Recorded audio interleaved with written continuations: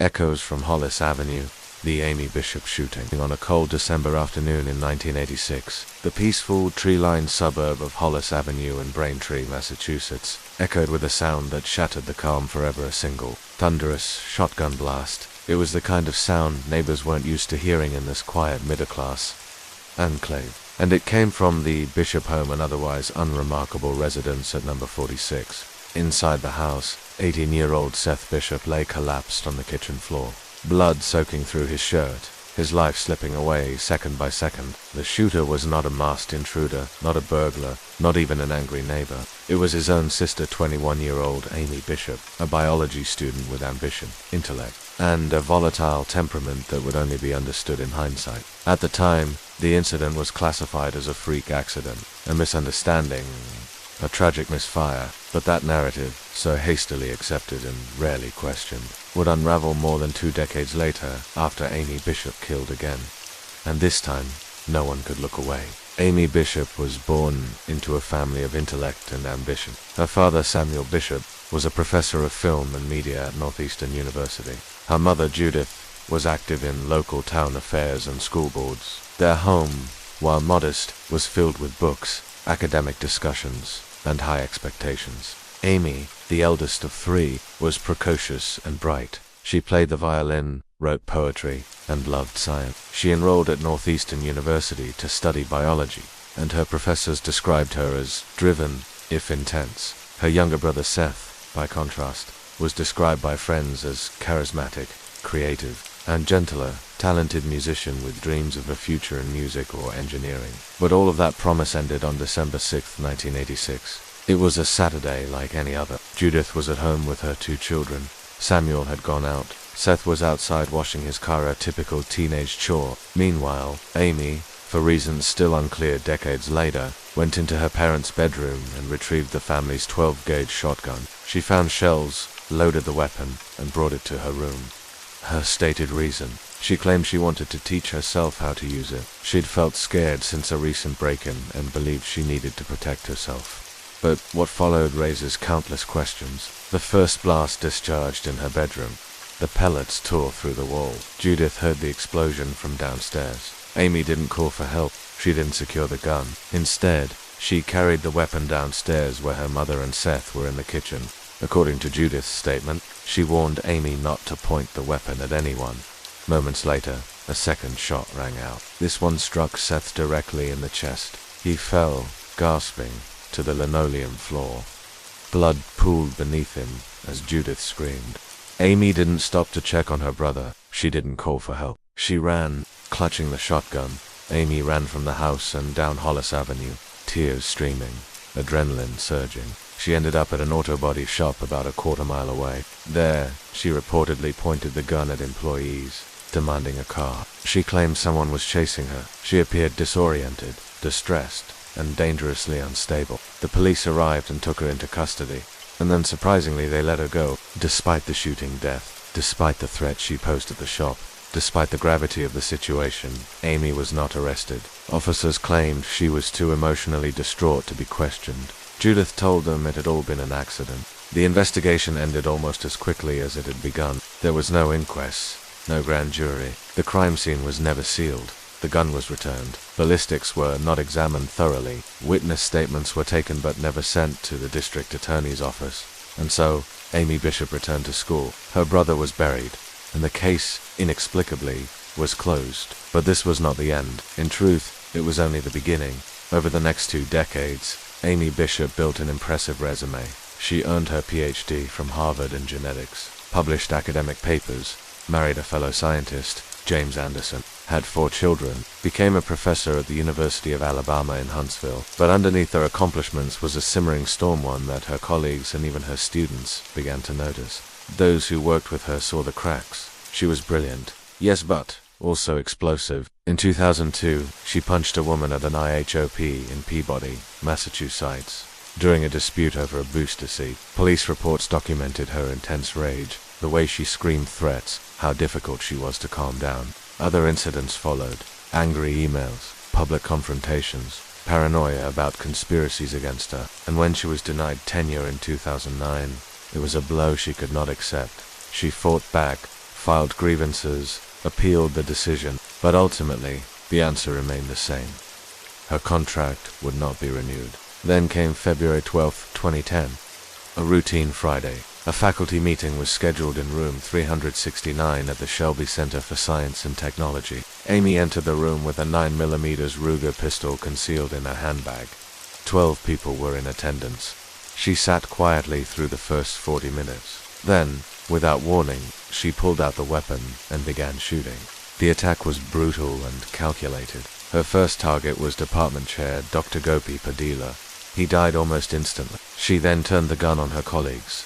Dr. Maria Raglan Davis and Dr. Adriel Johnson were both killed. 3 others were wounded too critically. The carnage might have been worse, had the gun not jammed.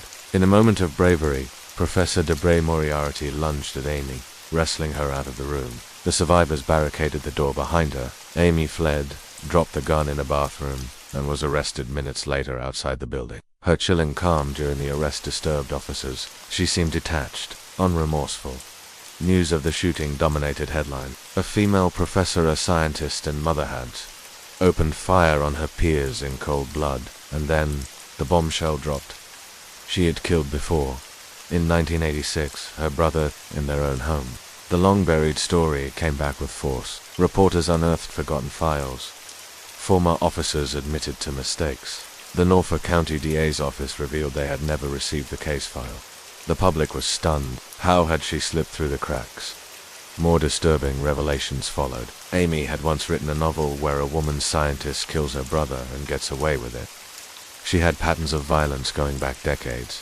Her colleagues at the university described a woman living on the edge of control. In Alabama, she was indicted for capital murder. Prosecutors considered the death penalty. In 2012, to avoid execution and spare her family a trial, Amy accepted a plea deal. Life without parole. That same year, Massachusetts prosecutors announced they would not pursue charges for Seth's death, arguing justice had already been served. But for many, closure remained elusive. Today, Amy Bishop is housed at the Julia Tutwiler Prison for Women in Alabama. She is inmate number 00245045, living out her days far from the lecture halls she once commanded. Her story is often cited in criminology textbooks, psychological studies, and debates on the intersections of privilege, mental illness, and justice. The Bishop case leaves behind a haunting legacy not just of one woman's unchecked dissent, but of institutional failure on multiple fronts. Why was the 1986 shooting never properly investigated? Did class, education, and status shield Amy from consequences? Were there opportunities to intervene before it was too late? Seth Bishop was 18. He had plans, dreams, friends who adored him. He played piano and saxophone. His life was extinguished in a heartbeat and barely acknowledged by the justice system. And then came the lives of Padilla Davis and Johnson scholars, mentors, leaders in their fields. Their deaths might have been prevented had someone listened, had someone spoken up. There are echoes still reverberating from Hollis Avenue, in every privileged family that is treated differently, in every academic institution that hesitates to act on troubling behavior, in every accidental tragedy that deserves more scrutiny. Amy Bishop's story is not just a true crime, it is a cautionary tale, because sometimes monsters do not hide in shadows. They sit at the dinner table. They smile in yearbook photos. They lecture in university classrooms. And sometimes, when you look away, they reload. We remember the victims not just for how they died, but for who they were.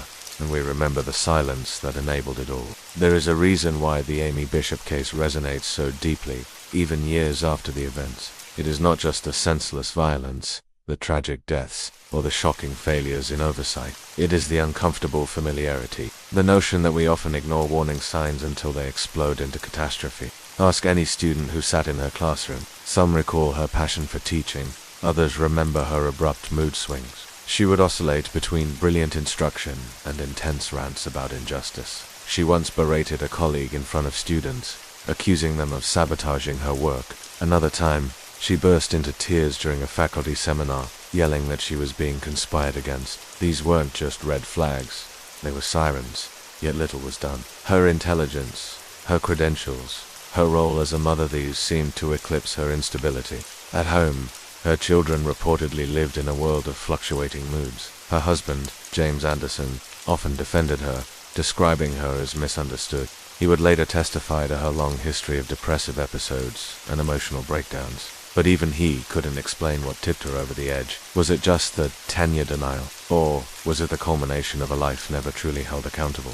In a journal discovered after her arrest, Amy had written about feeling invisible, about being treated unfairly. She described herself as a genius, ignored by a world of fools. These weren't just complaints, they were delusions. And when those delusions were met with professional rejection, the results were catastrophic.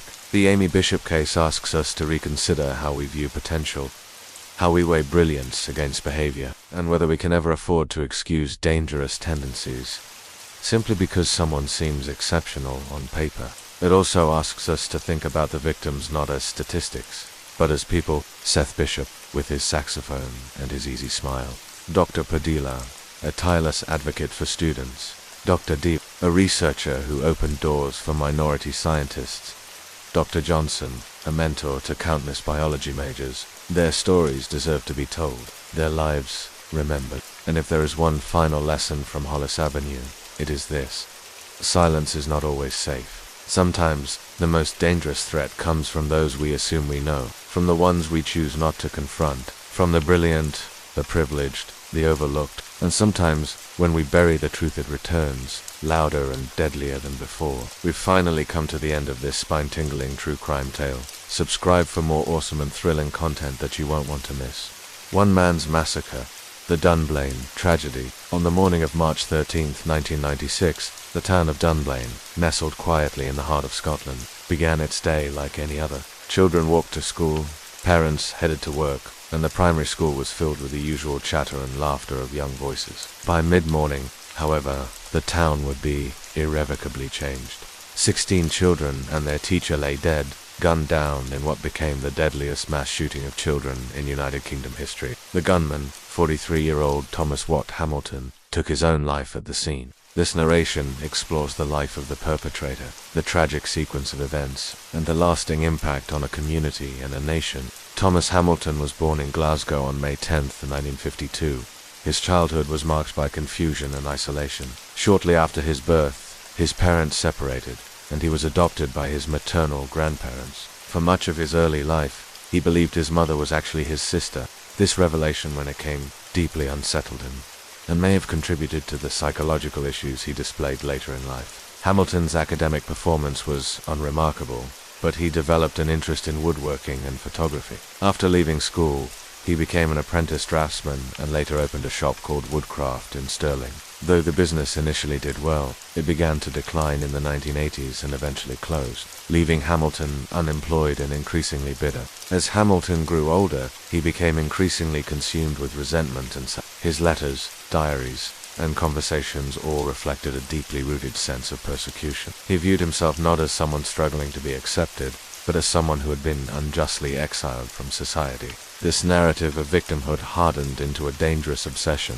He saw plots against him everywhere, from scoutmasters to police officers to local councillors. His inability to form healthy adult relationships only further deepened his sense of isolation. His one comfort seemed to come from the boys he sought to organize into youth groups, relationships over which he could exercise complete control. In the 1970s, Hamilton became involved with the Scout Association, eventually gaining a position as an assistant scout leader. However, his time with the Scouts was marred by controversy. Complaints began to surface regarding his inappropriate behavior, particularly his insistence on taking boys on unsupervised trips and forcing them to sleep in vans during freezing temperatures. Concerns about his conduct led to his warrant being withdrawn. In 1974, officials within the Scout movement expressed unease not only about his actions but also about his psychological stability, describing him as having a persecution complex, delusions of grandeur, and possibly inappropriate interests in young boys. Despite repeated attempts to rejoin the Scouts, he was consistently rejected. This rejection became a lifelong grievance. His failures with the Scout Association marked the beginning of a lifelong vendetta. Hamilton saw their rejection as the cause of his personal and professional decline. When his business folded, he blamed the Scouts. When he failed to establish a stable boys' club, he blamed local officials. He wrote, ceaselessly accusing, pleading, threatening, and justifying. He even reached out to Queen Elizabeth II, believing she might intervene to restore his name. His correspondence was extensive, including detailed letters to MPs. Each letter painted a picture of a man obsessed with clearing his name and seeking validation. In response to being ousted from the Scouts, Hamilton began forming his own boys' clubs. He ran these clubs throughout central Scotland, often using school facilities and distributing leaflets to recruit children. The clubs were often advertised as opportunities for fitness and gymnastics, and Hamilton emphasized discipline, physical training, and regimentation. Though some parents initially saw them as beneficial, suspicions grew. Reports emerged of militaristic activities, overstrenuous exercises, and boys being photographed without consent. The clubs saw a steady decline in participation, not because of lack of interest from the children, but due to mounting concern from parents and educators. His use of deception to mask his true intentions became more pronounced over time. Hamilton often fabricated committee structures for his clubs, listing fictional members to give the appearance of legitimacy. He submitted misleading information to obtain access to schools and public facilities. Many of his promotional materials made exaggerated claims about his qualifications, experience, and affiliation. As more parents became wary of his activities, Hamilton grew more frustrated and combative. He viewed any challenge to his credibility as part of a larger conspiracy against it. Despite being well known to local authorities and the subject of multiple complaints, Hamilton continued to operate these clubs, often under slightly different names. He saw the community's refusal to accept his methods as persecution. He wrote lengthy letters to local politicians, education officials, and even the Queen, asserting that he was the victim of a campaign to ruin his reputation. He blamed the Scouts for the collapse of his shop and believed that the police, media, and local government were all conspiring against him. He was also an avid gun enthusiast, legally owning multiple firearms, and he spent considerable time at local shooting clubs. Despite his troubling background, his gun licenses remained valid, and no coordinated effort was ever made to revoke them. The lack of coordinated response to Hamilton's erratic behavior would later be identified as a key failing. Local councils, police departments, and educational authorities each had pieces of the puzzle, yet no one took the lead in confronting Hamilton's patterns of inappropriate conduct, and no mechanism existed for these agencies to pool their concerns. The result was that Hamilton continued to have access to both vulnerable children and deadly weapons. Despite several police inquiries, including one after a report that he was found in a compromising situation with a minor, no charges were brought. Bureaucratic inertia, lack of communication, an overly cautious legal interpretation allowed him to remain free and armed. Hamilton's obsessions deepened in the years leading up to the massacre. He began documenting his grievances obsessively, writing to anyone he believed might listen. He made last-ditch attempts to be recognized as a legitimate youth leader, pleading for support to clear his name. As his isolation increased, so too did his anger. His letters took on a more desperate tone, and he spoke openly about feeling persecuted. In the final months of his life, he sent out another wave of flyers attempting to start new clubs, with little success. He saw himself as a man wronged by society, unable to understand or accept why people would not trust him with their children. There were warnings in Hamilton's escalating behavior. Friends and acquaintances observed that he had become increasingly withdrawn and erratic. Some noted his growing fascination with weapons and military tactics. Others reported that he had become more vocal in his frustrations, hinting at violence as a means of being heard. In a final act of self-pity and fury, Hamilton turned his delusions into action. On the morning of March 13th, Hamilton left his home as usual. He scraped the frost off his van and exchanged pleasantries with a neighbor. Inside the vehicle, however, was an arsenal. 2 9mm Browning, HP, 2.357 Magnum revolvers, and over 700 rounds of ammunition.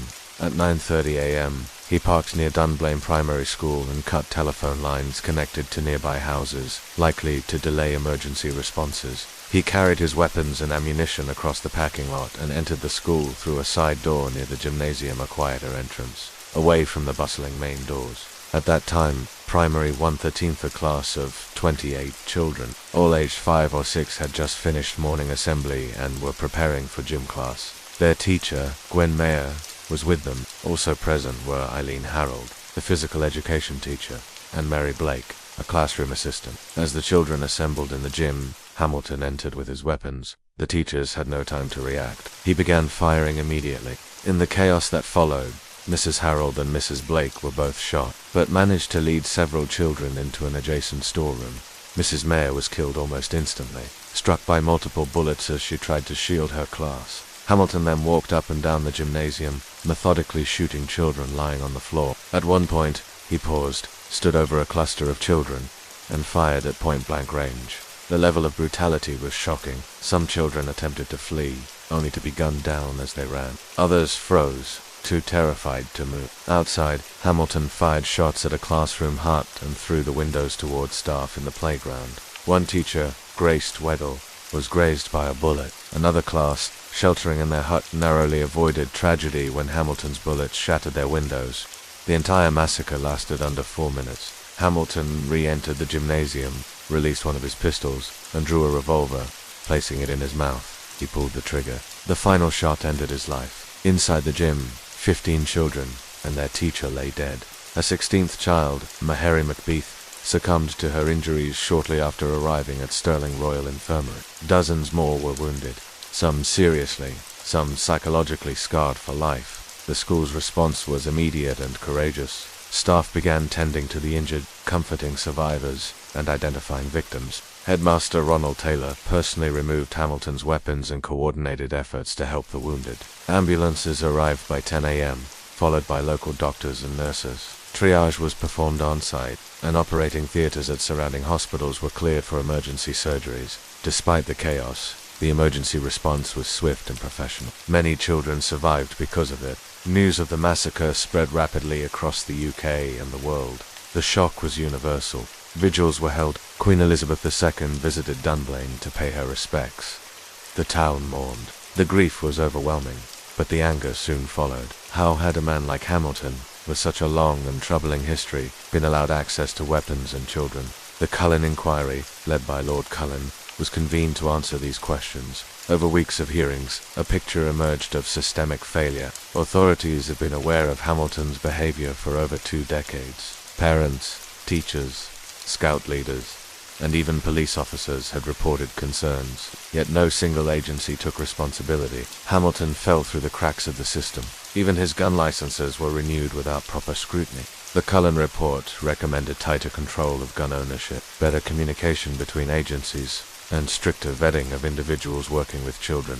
But for many, this was not enough. A grassroots campaign, the Snowdrop Petition, was launched by families of the victims and concerned citizens. It called for an outright ban on private handgun ownership. The petition gathered over 700,000 signatures and became one of the most successful public campaigns in British history.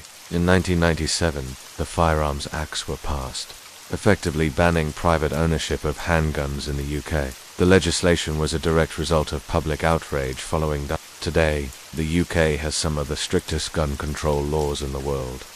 The massacre changed not only laws, but attitudes. It forced a national reckoning with how communities protect their most vulnerable. Dunblane Primary School's gymnasium was demolished. A memorial garden was built in its place. The names of the 16 children and their teacher are inscribed in stone, and their memories honored each year. The community slowly rebuilt, though the scars remain. For the families, the pain never fully fades, but they turn their grief into action, ensuring that the tragedy would not be in vain.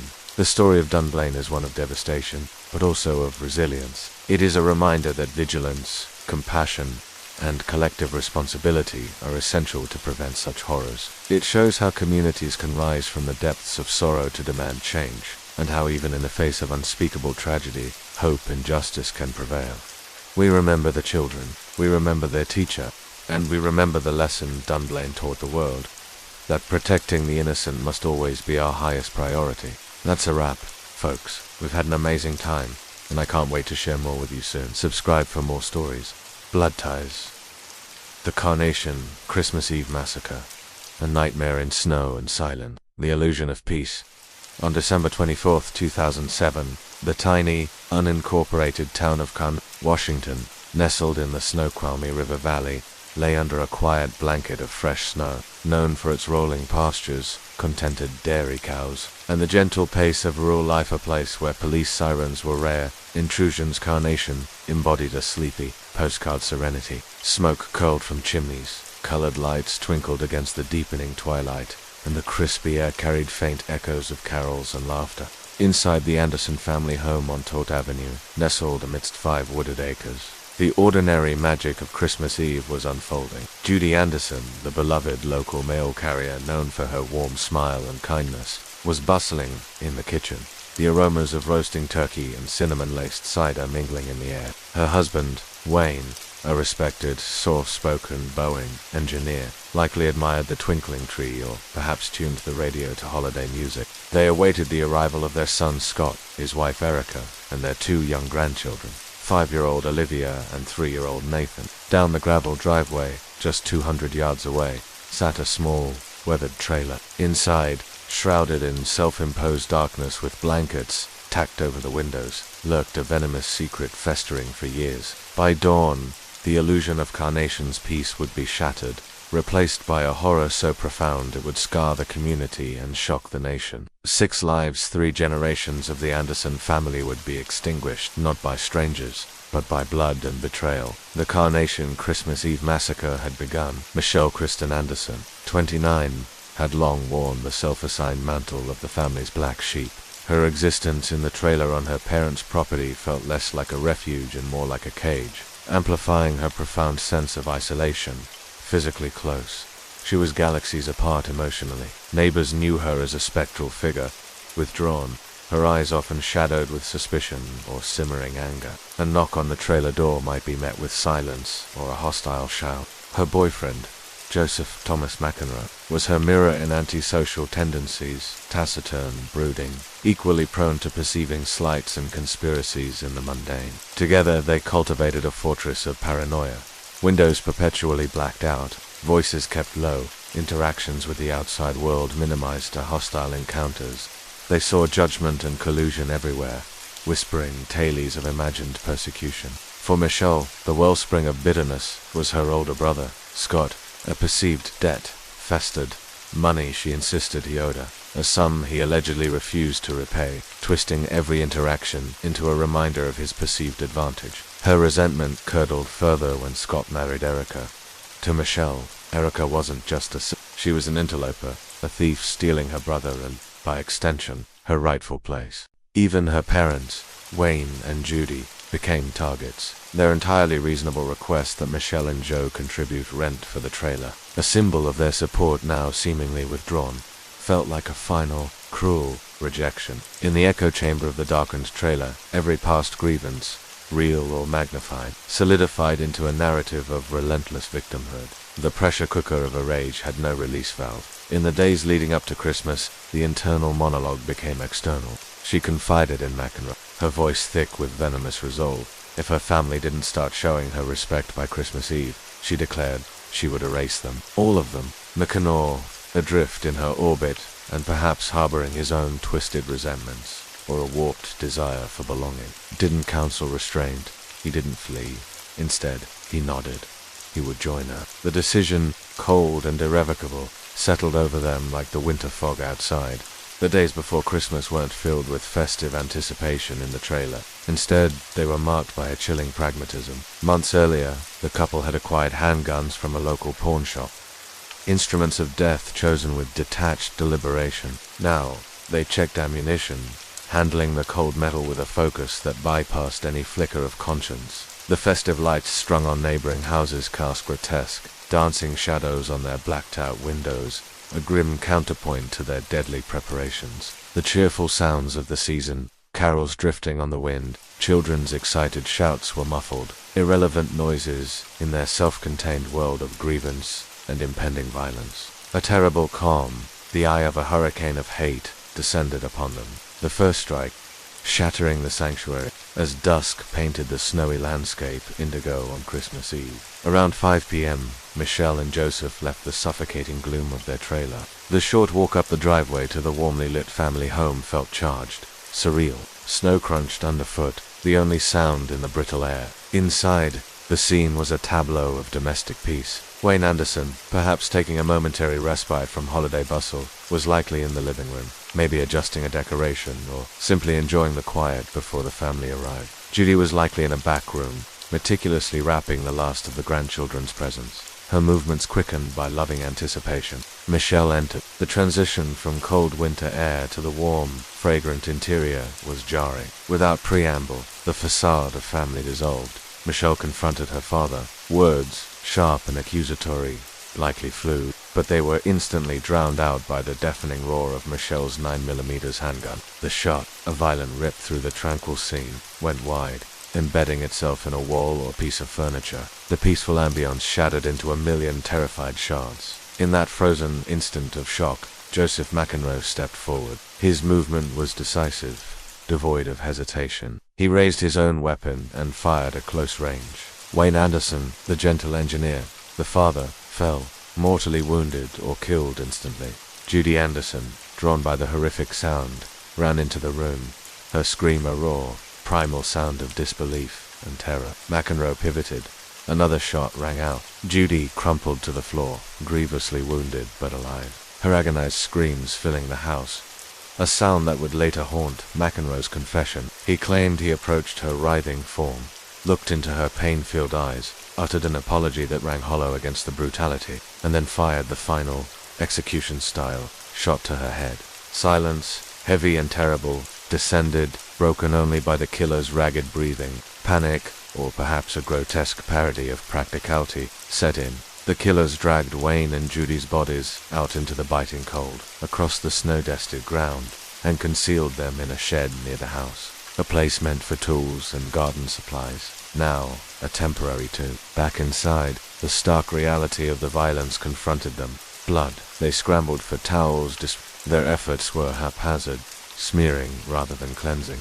They gathered incriminating items, bloody rags, perhaps shell casings they could find, and carried them outside to the backyard fire pit. Flames, licking hungrily against the darkening sky, consumed some evidence, but the acrid smell of burning fabric and the deeper horror beneath couldn't be so easily erased. Then they waited. The house, still lit for Christmas, now felt like a gaudy stage set for a nightmare. They waited for the next act, the arrival of Scott, Erica, Olivia, and Nathan. The second wave. Innocence annihilated Scott. Anderson's headlights cut through the winter gloom as his car turned onto Tolt Avenue, then onto the familiar driveway. Inside the car, the excited chatter of Olivia and Nathan filled the space, bubbling over with Christmas anticipation. Erica might have been calming them, or pointing out the Christmas lights on the main house. Unaware of the abyss before them, they parked and walked towards the warm glow of the porch light. Michelle met them at the door. The greeting was no greeting. The facade of family gathering vanished instantly. Michelle pulled her weapon and fired at Scott. He was unarmed, utterly bewildered. Survival instinct kicked in. Wounded, perhaps fueled by adrenaline and the desperate need to protect his family, he charged at his sister. She fired again, and again. Scott fell. Erica, witnessing her husband's murder, reacted with the fierce instinct of a mother. Panic and terror propelled her. She turned to flee, perhaps towards the children, perhaps towards an exit. Shots rang out. She was hit, stumbling. With incredible courage, wounded, and knowing death was near, she scrambled behind the living room couch, clutching the cordless phone. Her fingers, slick with her own blood, fumbled to dial 911. She pressed the buttons, the line connecting to a lifeline she would never grasp. She opened her mouth to speak, to scream their location, their peril. But McEnroe was upon her. He snatched the phone from her weakening grasp, his face a mask of cold determination, and ripped out the battery, silencing her plea before a word could be uttered. The dispatcher heard only a muffled connection, faint background noise that sounded like distant party sounds. Nothing discernible, nothing alarming enough. The call was logged. Deputies dispatched with routine priority. Precious minutes ticked away. Erica, bleeding, broken, crawled back towards her children, who had witnessed unspeakable terror. McEnroe allowed this final, cruel proximity. She gathered Olivia and Nathan close, their small bodies trembling. Her voice, choked with blood and tears, rose in a final, desperate plea. "You don't have to do this. Please. ... Her eyes, wide with terror and maternal love, locked onto Mac. His response was chillingly flat, devoid of empathy, a statement of warped necessity. "Yes, we do." He raised the gun. The shot that killed Erica Anderson echoed in the suddenly silent room. Then he turned to 5-year-old Olivia. There was no hesitation. He walked up to the terrified child and fired point-blank. The violence was absolute, incomprehensible. Finally, his gaze fell on 3-year-old Nathan. The toddler, in his utter innocence and confusion, perhaps seeking to help, held up the phone batteries he'd seen McEnroe remove. In his tiny hand, they were meaningless plastic rectangles. But McEnroe, in his confession, described a moment that froze his blood. He claimed Nathan looked at him, not with babyish confusion, but with a dreadful, silent understanding of what was coming. It was a look that should have shattered any remnant of humanity. It did not. McEnroe later offered his grotesque justification. "I didn't want them to turn us in." He pulled the trigger one final time. The cheerful living room, adorned for Christmas, was now a charnel house. Silence, deeper and more terrible than before, swallowed the house whole. Outside, snow continued to fall, blanketing the unspeakable. At 5:13 p.m., the King County 911 center received that call. A connection, silence, in the background, faint, indistinct sounds, later interpreted as possible party noise or muffled commotion, no indication of the massacre unfolding. The call was categorized as a hang-up open line, a low priority. Deputies were dispatched at 5:19 p.m. The rural roads, possibly slick with snow, slowed their response. They arrived at 5:45 p.m. finding the front gate locked. Peering through the lit windows and seeing no overt signs of disturbance or struggle, hearing nothing amiss, they concluded it was a false alarm or a disconnected call. They turned their patrol car around and left. The house, holding its terrible secret, was abandoned to the darkness. For 2 days, the Andersons lay where they fell, the festive decorations bearing silent, macabre witness. Judy Anderson's absence from her postal route on the 26th wasn't just unusual, it was unthinkable. Known for her unwavering reliability and cheer, her empty route sparked immediate concern. A worried co-worker, unable to reach anyone by phone, drove to Tolt Avenue. Approaching the quiet house, a sense of dread grew. Peering through a window, the co-worker's world took a glimpse of something horrifically wrong. A shape, a stillness that screamed violence. The frantic 911 call brought authorities back, this time with urgency shattering the winter calm. Forcing entry, officers were met with a scene of unimaginable carnage. In the living room, Scott, Erica, Olivia, and Nathan, victims of a close-range fury that defied comprehension. A search of the property revealed Wayne and Judy in the shed, their final resting place, a grim testament to the killer's attempt to hide their initial crime. The idyllic farmhouse had become a tomb. Christmas presents lay unopened, the uneaten dinner congealed, the tree lights still glowing. A heartbreaking counterpoint to the overwhelming horror. While police processed the ghastly scene, Michelle Anderson and Joseph McEnroe returned to the property. Their arrival was immediately jarring.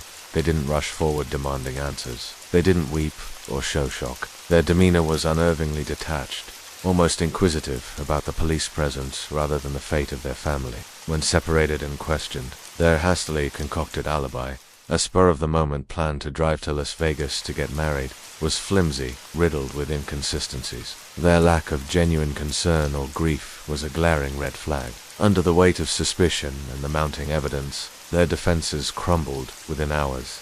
Their confessions were chillingly detailed, delivered with a disturbing mix of numbness and Michelle walked detectives through years of festering resentment, painting her family as her McEnroe, though lacking the biological tie, matched her step for step in recounting the slaughter. He described each shot, the placement, the sounds. He spoke of apologizing to Judy as she lay suffering. He reiterated his cold rationale for killing the children, eliminating witnesses. The banality of their evil, articulated in flat tones, was perhaps the most horrifying aspect of all. On December 28, 2007, King County Prosecutor Don Satterberg stood before a stunned community and press corps.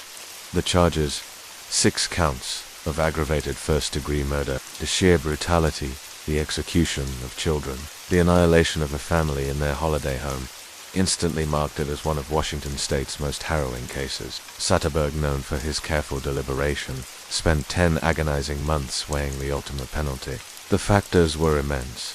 The calculated ambush, the vulnerability of the children, the betrayal of trust. In October 2008, he announced the decision. The state would seek the death penalty against both Michelle Anderson and Joseph McEnroe. Given the magnitude of these alleged crimes, the slaying of 3 generations of a family, and particularly the slaying of 2 young children, Satterberg stated solemnly, "I find that there are not sufficient reasons to keep the death penalty from being considered."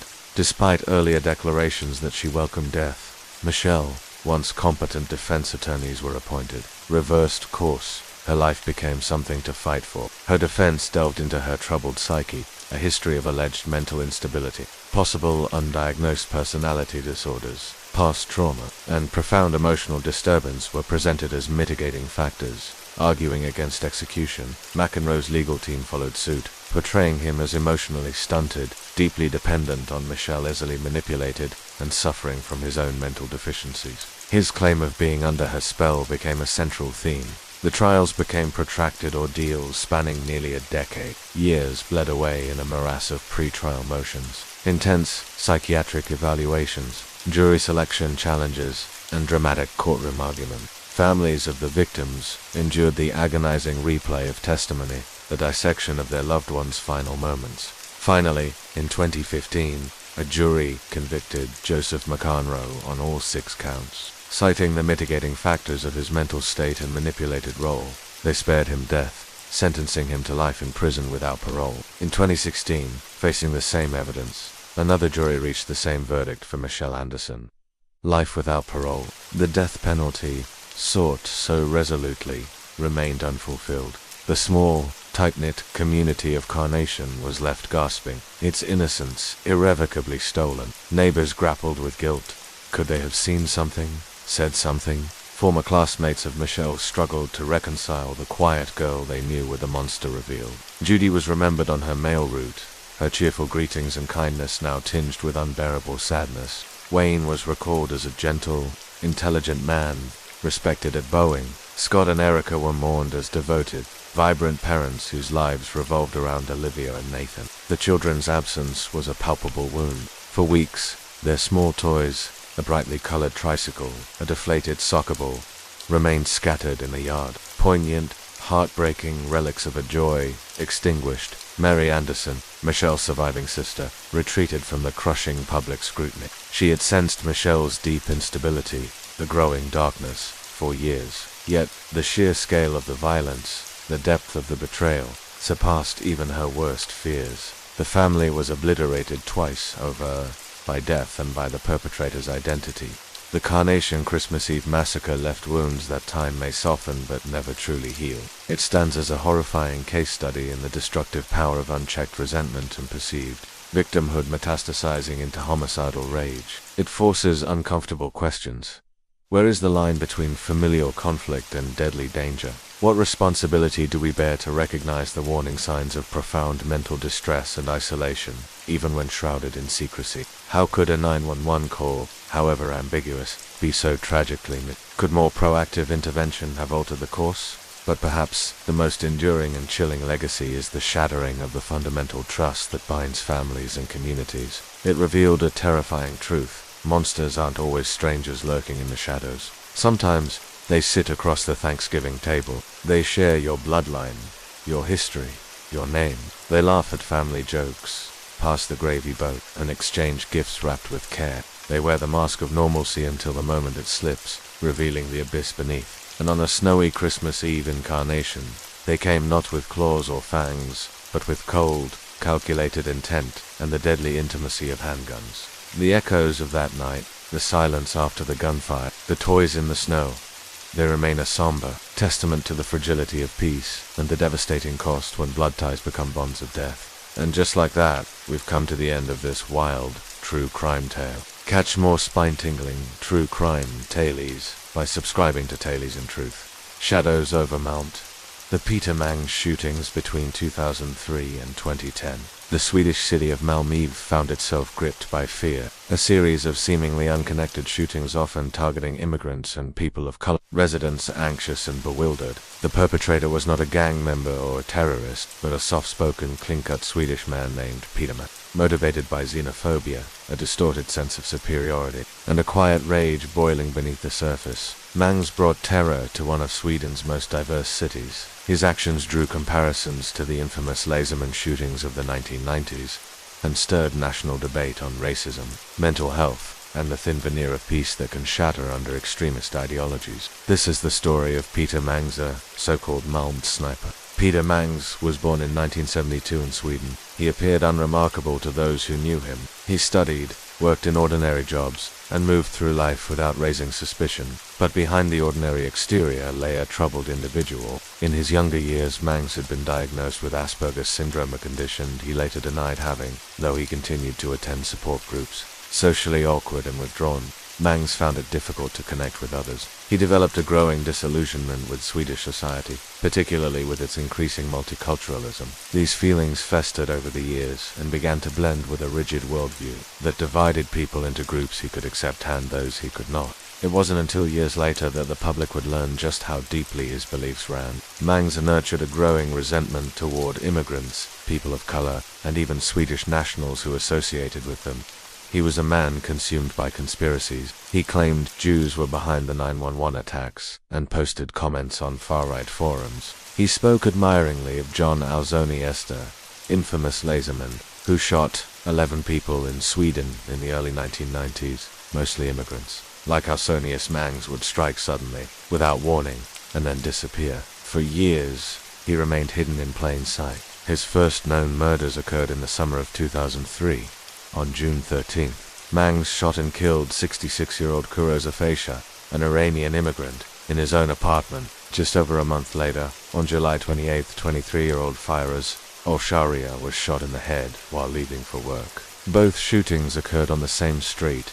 The police investigated, but no suspect was ever identified. For years, these crimes remained unsolved, categorized as random acts of violence. Then, in 2009, Mangs returned.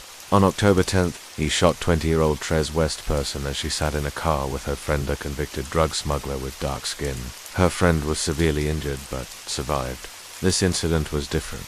The randomness of the target, the proximity to a mosque, and the mixed-race context all suggested a hate-driven motive. But still, the police struggled to piece together a coherent pattern. In the months that followed, the shootings escalated. On October 23rd, shots were fired into an apartment in Hollis. No one was injured, but it wouldn't be the last time that address was targeted. Just 2 months later, on New Year's Eve, Mangs fired at a mosque in Jeju. Though no one was hit, an imam sustained neck injuries from shattered glass. The symbolism was unmistakable. On January 25th, 2010, 2 more victims. One was hit in the chest, the other in the leg. On March 12th, shots were again fired at a house on H, likely targeting a survivor of the October 10th attack. He tracked his targets, many of whom had criminal records or immigrant backgrounds, believing that society would care less if they were harmed. One of his most cold-blooded attacks came on March 16th, 2010. 2 young men, aged 21 and 22, were sitting in a parked car in Professor Skaten when Mangs approached and opened fire. One was hit multiple times. The other escaped unharmed, but the message was clear. Nowhere was safe. The violence continued throughout the summer. On June 19th, 3 African men were fired at while exiting a taxi. One was injured. Just a week later, on June 26th, Mangs shot a 30-year-old man inside a gym through a window. Barely 40 minutes later, he struck again, shooting a 29-year-old man in a parked car. The randomness, speed, and racial targeting reminded the public once more of the Laser Man. Malmö's immigrant community was terrified. Fear spread like wildfire. Parents warned children not to go out after dark. People of color avoided walking alone. Immigrants spoke of being watched or followed. The city became a place of suspicion and silence. Mangs, meanwhile, remained invisible. He often targeted his victims from a distance, using a Glock 19 with a laser sight. It allowed him to strike with precision and retreat before anyone knew what happened. On August 24th, a fast food kiosk owned by a Syrian immigrant was shot at. The bullet went through the building and hit a car outside. No one was harmed, but the fear deepened. 1 month later, a 31-year-old man was shot in the head outside a hospital. He survived with a flesh wound. The shootings kept coming. A man at a bus stop, a teenager walking near a shopping area, 2 women shot through a window. All of them, none white, all of them chosen at random. The public was finally alerted on October 2010 when the police admitted they believed a lone gunman was targeting immigrants. The news sent shockwaves through Malmö, a city where nearly 40% of the population had foreign roots. A curfew-like fear settled over the city. Business dropped. Taxi drivers refused late-night fares. Families rearranged routines. And still, Mangs kept firing. On November 6, 2010, after months of surveillance, Police arrested Peter Mangs at his apartment. He had no prior criminal record. He legally owned a gun, yet his home revealed the truth. Ammunition, a Glock pistol with a silencer, combat gear, a homemade mask, and a chilling piece of Redinger biography of the Laser Man. Mangs saw himself as a successor, a vigilante purging Sweden of what he saw as The trial of Peter Mangs began in 2012. He was charged with 3 murders, 2 from 2003 and the 2009 killing of Trez West person and 12 attempted murders. The evidence against him was damning. Ballistic machines, witness testimony, and his own incriminating statements. In one conversation, he referred to one of his victims as a monkey. In another, he admitted to practicing shooting on street signs using a laser sight, calling it training. He showed no remorse. Forensic psychiatrists evaluated Mangs at length. Despite his history of seeking psychiatric help and his attendance at Asperger's support groups, experts concluded he was not mentally ill. He was fully aware of his actions. He planned meticulously. He chose his victims with care. His motive, prosecutors argued, was driven by racist ideology, delusions of superiority, and a desire for control. He was, in their words, cold, calculating, and devoid of empathy. On November 23, 2012, the Malmö District Court found Mangs guilty of 2 murders and 5 attempted murders. He was sentenced to life in prison. In 2013, the Malmö Court of Appeal upheld the verdict and added 3 more attempted murder convictions. The Swedish Supreme Court rejected his final appeal, cementing his place among the country's most notorious killers. The aftermath of the Malmö shootings was profound. For the city's immigrant communities, it was a brutal awakening. Many had fled war zones and authoritarian regimes only to find themselves hunted in the very place they had sought refuge. Mangs shattered illusions of Scandinavian safety. Malmö, considered a symbol of Sweden's progressive multiculturalism, was left traumatized. But the story also spurred conversations that Sweden could no longer ignore. Debates over immigration, integration, and far-right extremism erupted. The media explored the rise of online radicalization and the growing influence of xenophobic rhetoric. Authorities faced criticism for failing to link the shootings. Sooner, questions arose. Could earlier interventions have prevented the killings? Were warning signs missed? Peter Mangs remains behind bars. His story is a chilling reminder of how extremism can fester quietly in apartments, online forums, and solitary minds. He was not a member of an organized hate group. He acted alone, but his ideology was not unique. It mirrored the growing voices of division echoing across Europe. As Malmö moves forward, the memory of those dark months lingers. The victims, young and old, men and women, Swedish and foreign, serve as silent witnesses to what happens when hate is allowed to grow unchecked. Their stories remind us that beneath the surface of any city, the seeds of violence can take root. It is up to all of us citizens, authorities, educators, and communities to remain vigilant, because the danger of a lone gunman isn't just in his weapon. It's in the silence that lets him pull the trigger again and again. We remember the lives lost. We remember those who survived with wounds, both physical and unseen. And we remember the lesson Malmö taught us, that freedom, diversity, and tolerance must be protected not just in law, but in action. For only then can we ensure that history doesn't repeat itself. That's a wrap, folks. We've had an amazing time, and I can't wait to share more with you soon. Subscribe for more stories.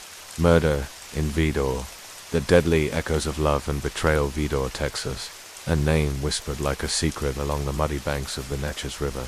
Orange County's quiet child, where front porch lights glow against the piney woods, and secrets fester behind drawn curtains. A place where stillness isn't peace, but a held breath. On November 28th, that breath exploded into a scream that shattered the night and echoed through the soul of this tight-knit community.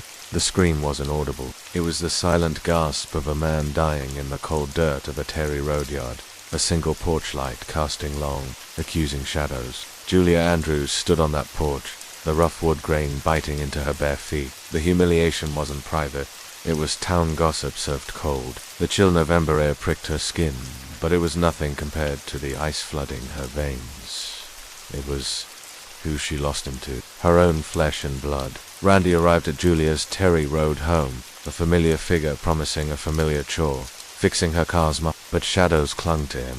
Julia watched, her eyes hawk-like, as something slipped from his jacket pocket. A chance to sober up, to diffuse. Jack Peddy, Randy's father, saw the danger walking through his door. I tried. God knows, I tried. Stay here, son. Just sleep it off. But Randy, when the drink had him, he was a force. Restless, angry at the world, angry at himself. He kept pushing, voice getting louder, meaner. Julia stayed quiet, but her eyes. Julia's voice, strained but controlled. Randy's here. Julia, composed, met him. Everything's okay, officer, she assured him. Just a family matter. Words smooth as glass. The deputy, seeing no immediate threat, no broken skin, no visible weapon, left Terry Road behind. His taillights vanished into the darkness. The calm was an illusion, the eye of the hurricane. That was enough. Jackie, terrified for her mother, did the only thing she could think of. She called the police. They were like flint. Scary. I wanted to crawl under the couch. The weight felt foreign, yet terrifyingly familiar in her hands. Be Randy again. Just for a second, she walked back to the porch, the rifle held, not quite aimed, but ready. The cool metal pressed against her palm. What you gonna do, Julie, huh? Shoot me. Go ahead. Do it. You ain't got the guts. He shoved past me. Said he had things to say. How'd you talk to Julia? Fueled by rage, jealousy, and a belly full of vodka, Randy exploded. He didn't flinch. He didn't back down. A cruel, drunken smile twisted his lips. He stormed out into the yard, a man possessed. On the porch, time distended. A lifetime passed in a heartbeat. Randy's mocking challenge hung in the air. Julia's finger tightened on the trigger. Not a decision, she'd claim later. A reaction, a spasm of terror and rage. His target, Julia's car, a 1996 Chevrolet Cavalier, a symbol, perhaps, of everything he couldn't fix, couldn't control. The space between them crackled with decades of love curdled into hate, fear screaming against reckless abandon. Inside, Kaylee Hunt, paralyzed by the sounds of destruction, heard the confrontation escalate. Her fingers fumbled for her phone. 911, he found heavy concrete foundation blocks. The metallic temps of gunpowder mixed with the smell of damp earth and broken glass. Then, slowly, mechanically, she turned, walked back into the house, placed a rifle back behind the bedroom door. The ritual complete, she walked to the living room and sank onto the sofa. The dam holding back her emotions broke. He's yelling, "Oh God, please hurry." Terry wrote, "Not a tool, a bottle." Cheap vodka, shards of glass glittered like malignant diamonds in the porch light. He's gasping. Oh God, he's gasping. I'm scared. Is he? She was too terrified to approach, haunted by the specter of the man who had just been smashing a car moments before. And Red's, the overpowering smell of alcohol and gunpowder, and Randy Petty's body curled on the ground, already cooling, and I quote, "If Randy Petty was on fire, I wouldn't piss on him to put him out." Pronounced dead at the scene. Julia Andrews, sitting numbly inside, was handcuffed. The ride to the station was a blur. In the interrogation room, under the unblinking eye of the camera, the full weight crashed down. They painted a picture not of a terrified woman, but of one consumed by vengeful hatred. The trial in August 2013 became a dissection of a relationship turned toxic. They deliberated. The verdict, guilty. Murder. Now came the reckoning. Sentencing. Up to 99 years. The jury debated Randy. He was sick, an alcoholic. That day, that awful day, I tried. I tried to keep him home. I saw the storm, but I couldn't stop it. A long pause, a shuddering breath. I just miss him every single day, even when he was his own worst enemy. Now there's just silence and questions that'll never have answers. A daughter caught in an impossible loyalty trap. Julia Andrews and Randy Petty. Their story wasn't just a crime of passion. It was a slow-motion suicide pact between two damaged souls. Years of festering wounds, jealousy spiraling out of control, moments of intervention missed or ignored, all converging on a single porch on a cold November night. The catalyst. A loaded rifle in 3 seconds that echoed into a lifetime of regret. They considered her age, her health, the spark of provocation. For their families, the verdict brought no victory, no closure. In VIDOR, the silence speaks volumes. This has been the haunting story of Julia Andrews and Randy Petty. A stark reminder that the deadliest storms often brew in the quietest places.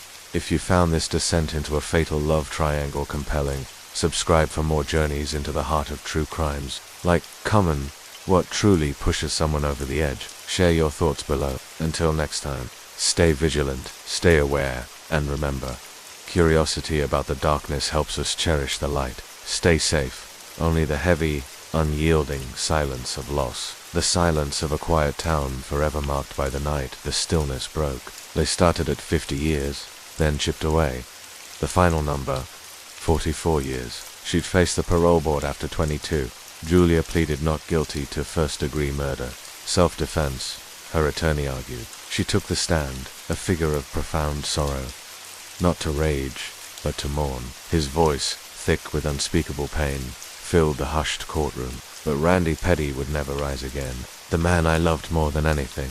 I lost him too.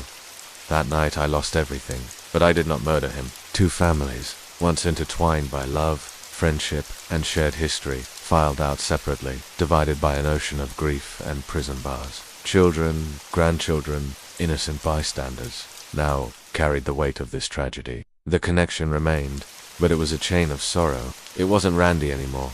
It was something else. Something dangerous looking out of his eyes. I loved him so much, but I didn't love his ways. The drinking, the anger, ... He hit me. Julia Andrews wasn't just a scorned lover. She was a felon on probation, a prior conviction for funneling money to buy drugs intended for an inmate, a shadow over her claim of pure and then the jailhouse calls, recorded conversations where bitterness overflowed. He was going to kill me. I just wanted him to stop. Julia rushed out, screaming at him to stop. She grabbed his arm, in a flash fueled by alcohol. Randy didn't stagger. He didn't drop. His drunken bravado held. He might have even laughed, and fury shoved her hard. Then again, a blow landed. It was a line crossed, a physical violation that shattered any last vestige of the man she once loved. Imagine looking in the mirror and seeing the ghost of the man you loved, reflected in your daughter's eyes. It broke something in Julia, something fundamental. The hurt curdled, turned dark, a small caliber round, but traveling with fatal intent. It pierced Randy Petty's chest, tore through his heart, and severed his spine. The mocking smile froze. The light in his eyes flickered, then died. He crumpled silently, like a puppet with its strings cut, landing heavily on the cold ground near the shattered remains of Julia's car. She retreated into the house. Her sanctuary felt like a trap, her eyes locked onto the one object that promised control. The loaded .22 rifle standing sentinel behind her bedroom door. A tool for snakes or varmints, she'd say later. Now, it was a lifeline. Liquid rage. She knew it. That familiar glint in his eye, the one that turned charm jagged, promises brittle. The air in the small house thickened, charged with old hurts and new poison. He mingled awkwardly with family members. Kaylee Hunt, just 21, felt the tension coil like a spring. Randy wanted Julia, alone, to talk about Jackie, about the past. Julia walls slammed shut, refused. Each refusal was a hammer blow to Randy's drunken pride. In her hands, still warm, a .22 caliber rifle, Randy and Jackie became an official couple, a constant, agonizing reminder. Julia navigated a minefield of rage, heartbreak, and a shame that clung like swamp mist. Every sighting, every whisper, was salt in a wound that refused to heal. The stage was set. All it needed was the spark. Real sweet, made you smile. And then came the cut. So deep, so public, it left Julia gasping. Her birthday, July 2012. The table set, cake waiting, laughter anticipated. But Randy wasn't coming. Instead of Julia's celebration, he chose the sun-drenched Gulf shores, and he wasn't alone. Then it just made you wonder. Below her, crumpled like discarded laundry, lay Randy Petty. Her laughter once echoed with his. Her bed once warmed him. Now, his lifeblood seeped into the thirsty earth, a dark stain spreading beneath the indifferent stars. One pull of the trigger had silenced his voice forever, and condemned her own. To understand the bullet, you must first understand the fire. Julia Andrews and Randy Petty weren't just lovers, they were a force. He, younger by nearly 2 decades. A whirlwind of charm and restless energy. She, seasoned, anchored, perhaps craving the storm he brought. They were seen. Hands clasped tight at the VIDOR diner, heads bent close at the county fair, the heat between them palpable, a local fascination. Julia and Randy, Lord yes, everyone knew. Couldn't miss M. Like teenagers, honestly. Sweet, at first, but flames that burn too bright, consume too fast. Randy's restless spirit dripped. The anchor became a chain. He was with Jackie Uzel, Julia's daughter. Not just a betrayal of the heart, but a desecration of the family bond. Kaylee Hunt. It wasn't just about losing him, the wound festered. November 28th. Dawned gray and unremarkable vodka. Again, liquid courage. Randy cooled it. Alarmed, Julia insisted on driving him to his father's house. A temporary reprieve. Jack Petty testimonial. I saw it. The look, the smell on him. He returned to Terry Road. The vodka's grip was tighter now, twisting his sorrow into aggression. Kaylee Hunt testimonial. You could cut the air with a knife. The fuse burned shorter. Later, Jackie Uzel, sensing the storm brewing miles away, called her mother's house. A deputy arrived just before 9 p.m. The porch light illuminated a scene of deceptive calm. Silence descended. Heavy, ominous. Then, around 9:30 p.m., the dam broke. Crunch, the windshield crunch, the rear window dissolved. Crunch, the driver's side window imploded. Julia Andrews' reenactment. He never laid hands on me like that. Never. Fear, cold and primal, surged through Julia.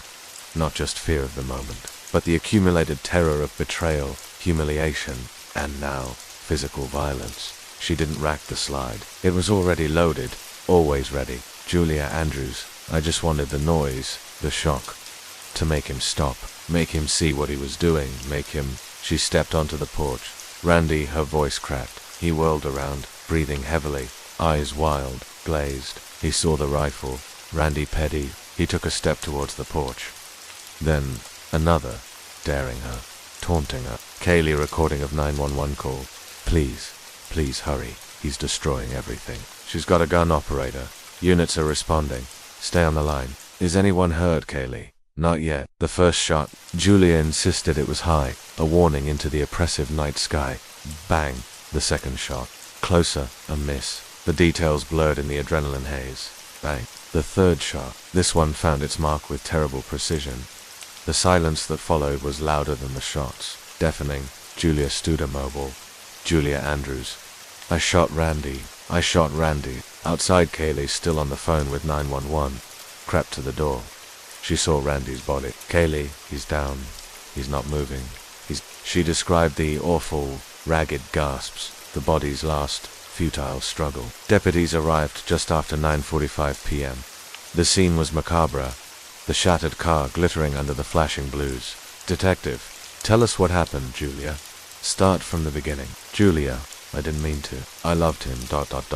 But the investigation dug deeper than the night's chaos. Prosecutor, did you not say, Miss Andrews Delia? I don't remember saying that. I was upset, ... I didn't mean, whether remembered or not, the words hung in the courtroom like poison gas. Julia, I shot my best friend.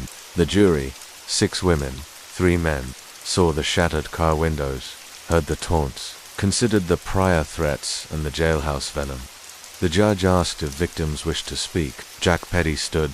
Jack Petty. The gavel fell. Court adjourned. Former friend. Everybody loved Randy. Truly, you couldn't help it. That charm. That smile. A woman drowning in betrayal and rage. A man consumed by addiction and demons. Julia Andrews sits behind concrete and steel, serving a sentence measured in decades. Randy Petty lies beneath the silent Texas soil. The shadows hold their secrets. The end. Subscribe for more content.